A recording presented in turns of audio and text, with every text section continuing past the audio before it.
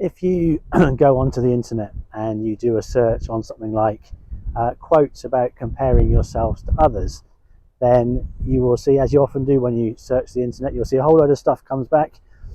Some of it's attributing the same quotes to different people, but one of the kind of the threads that runs through the a lot of the quotes is one that says something along the lines of uh, comparison is the thief of joy.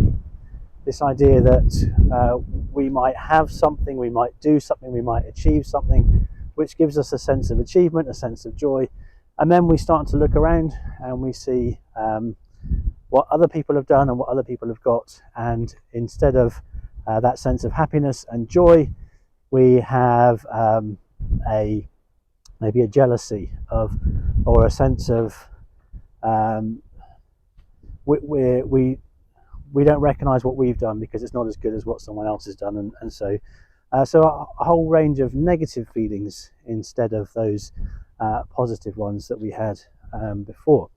A few weeks ago here at CBC, we looked at the story of Isaiah's call, and in that story, Isaiah is called by God to go and do something which, by human standards, is from the very beginning going to be a failure. He's going to go, he's called to go and talk, preach, but people won't listen, people won't respond, people won't obey.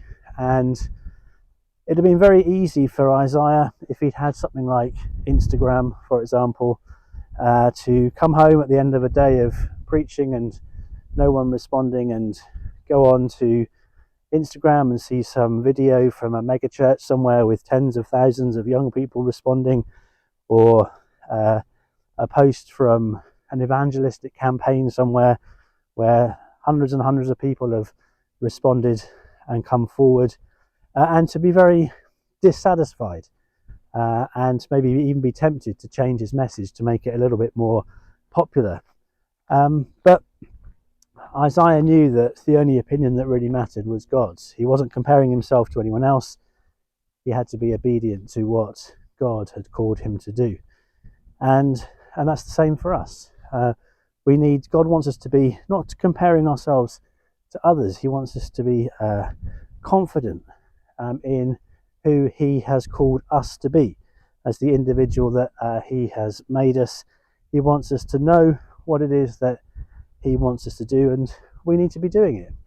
And so we don't need to be looking around and comparing ourselves to others.